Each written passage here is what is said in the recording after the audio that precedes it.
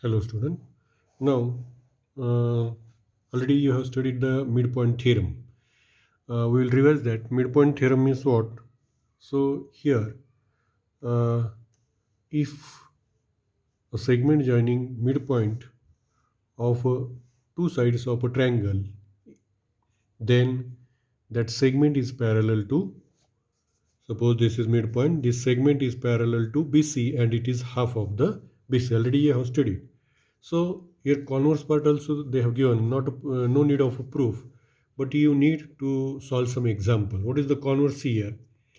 If a line drawn through the midpoint, suppose D and me, if this line is drawn through the midpoint of one side, huh? Suppose D is the midpoint, this is not given midpoint, and if this line passes through midpoint, intersect here, and if this line is parallel to BC, then E is a midpoint of AC. This is the converse of midpoint theorem. See, what is the converse of midpoint theorem? What? A line drawn through the midpoint of one segment and it intersect other side. If that line is parallel to third side, then that another intersecting point is a midpoint of that other line. Okay, so this part, then AE is equal to AC. These two are equal. Midpoint means equal. This is given. Okay, using this we have to solve some examples. So today we will see this practice set 5.5. See here, uh, four examples are given. So I will solve first, second you have to solve third and fourth. For three example from this I will solve. The second you have to solve. Okay. For second, here you have to join this uh, diagonal you have to draw, and here also you have to draw the diagonal, and using this one you have to write the this proof you have to write. Okay. So we'll see one by one this example. So see carefully. The big examples are there, but very simple examples. Okay. So one by one we will see. So first example, see here. So what is in this example? Now here one triangle ABC is given. This is triangle ABC. Okay. Then X, Y, Z are the midpoint of these three corresponding sides. X is midpoint of AB, Y is midpoint of BC, and Z is midpoint of this AC. And these lengths are given. This total AB is 5 centimeter, AC is 9 centimeter, BC is 11 centimeter. Then you have to find the length XY, YZ, this XY, YZ, and XZ you have to find using midpoint or converse of midpoint of this theorem. Okay. So now one by one we'll see. Now in triangle ABC, suppose in triangle ABC, suppose we will take this XY, X and Y are the midpoints of this. X is the midpoint of side AB and side this Y is midpoint of BC respectively. Okay, this is what given. This is given in the example. Okay, these all three are the midpoints. We will consider 2 points. Now here, if this is the midpoint we know, then by midpoint theorem what it, therefore this length xy, this is now half of length AC. If the segment joining midpoint, then it is the half of third side. How we written? By midpoint theorem. Already you have studied this theorem. If this is joining midpoint, then it is parallel to this side and also half of the third side. So we know this AC is what? AC is given 9 centimeter. So length xy is equal to 1 half into 9. So length xy, half of 9 is what? 4.5 centimeter. So first length we found it. Similarly, we have to find second one. Now consider YZ the midpoint. Triangle is same. Now in triangle ABC, point Y and Z are the midpoints. This is also given. Okay. So then if YZ are the midpoint, so directly we can take this length YZ, this YZ is half of this third side, no? Third side is AB. So put the value, length A, 1/2, length AB.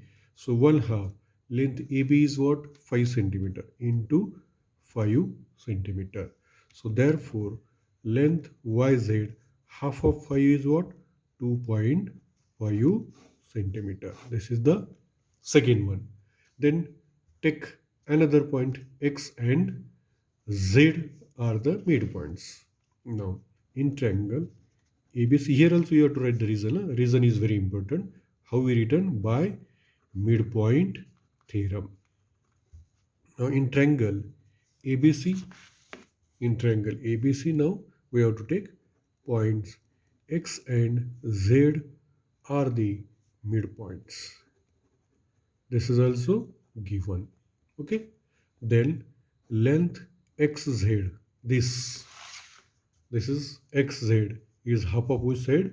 BC. So length XZ is half of length BC. Here also what reason? By midpoint theorem. Okay. So BC is what? BC is given 11 centimeter. So therefore length XZ is equal to half of 11 is 5.5 centimeter. So we found these three value, xz is 5.5, yz is 2.5 and xy is 4.5. This is the solution, right? First one, you have to write this solve example in your notebook. That is very important. Many of the students, they just completing assignment, but they have to write this example also. First they write, you have to write this and then solve assignment. Okay. Second example also like that. Here one triangle ABC is given. This is an equilateral. Then automatically AB is equal to BC is equal to AC. And here also these points are given midpoint. Midpoint is given now. So though here you have to use midpoint theorem. So one by one we'll consider. Now in triangle ABC, first we will take FD is the midpoint. Point F and D are the midpoints. Okay. How we return? This is given. Okay. So FD is midpoint. So this FD, this we have to show this triangle is equilateral. Okay.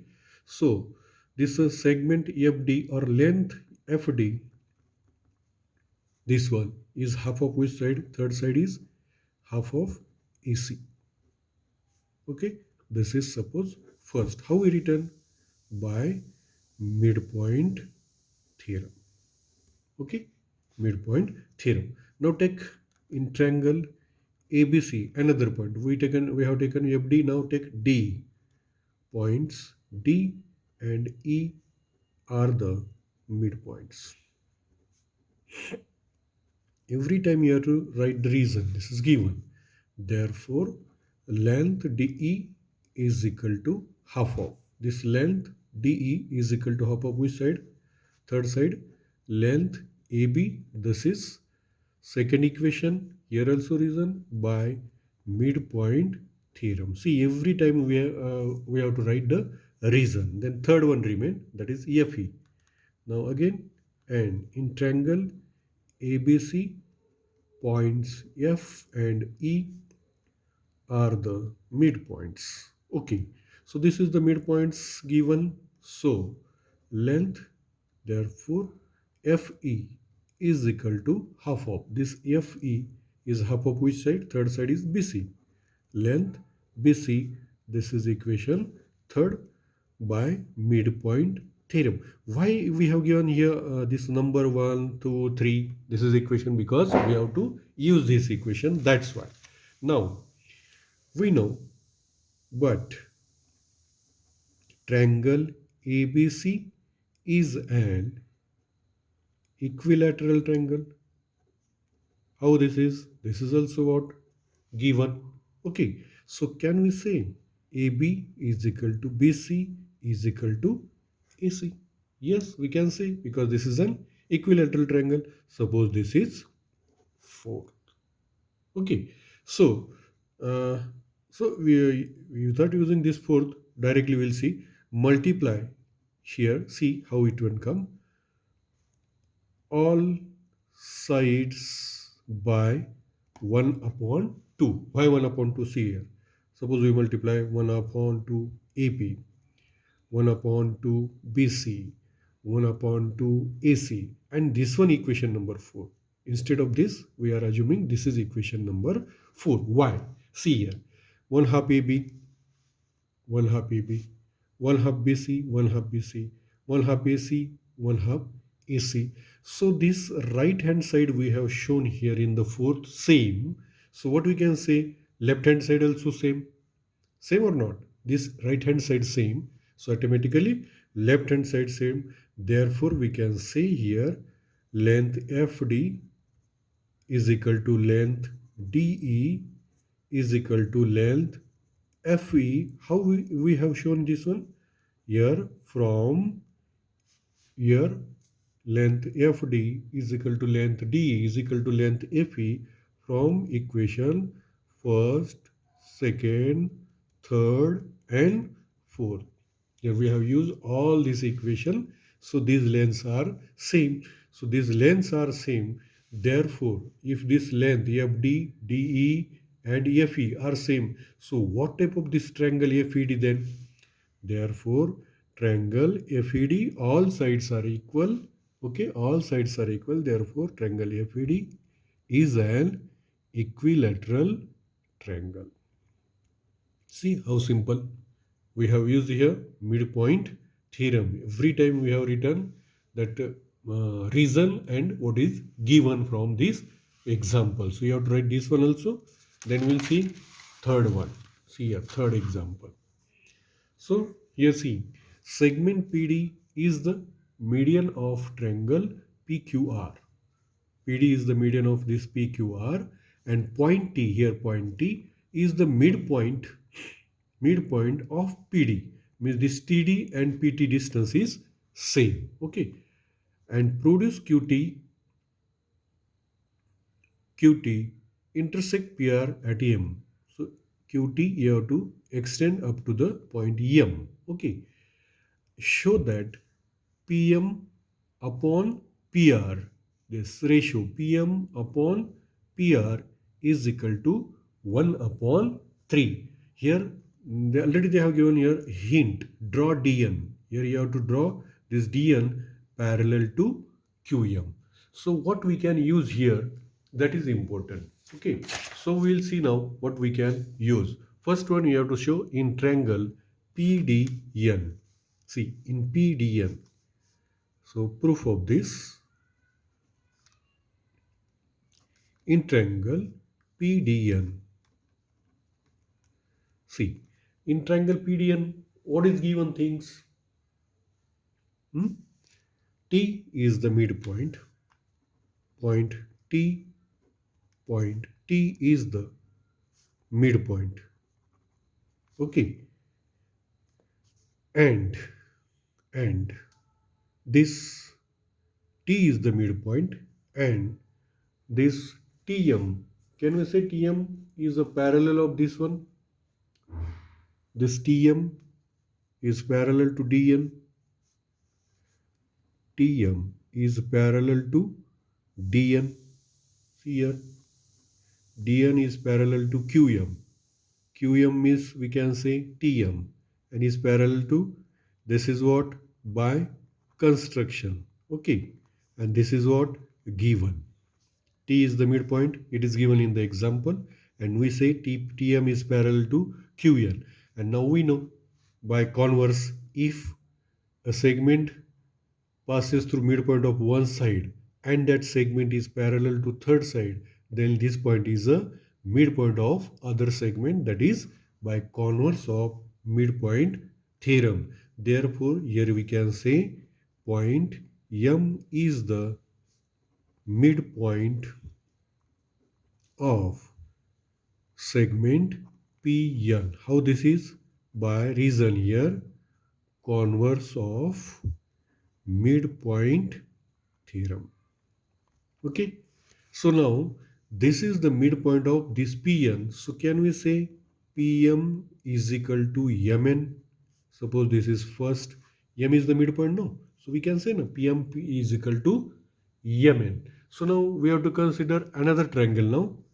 Q R, this Q R, which triangle we have to take? In triangle QRM. QRM will take. So now in triangle QRM. Okay. So in QRM, see here QRM. Which point we shown midpoint? D is the midpoint. It is median now. So D is the midpoint. Here we can say point D is the midpoint. How it is given? Okay, QRM. Can we say this DN is parallel to this one QM? We can say it is by construction, and this point segment DN is parallel to QM. It is what? By construction. Okay, by construction, this is we are considering this triangle QRM. This is the midpoint. Okay, and this is parallel to this. So what we can say? N is the midpoint of which segment? MR. Okay, therefore point N is, see here, can you see? Okay, see here, DN is parallel to QM by construction.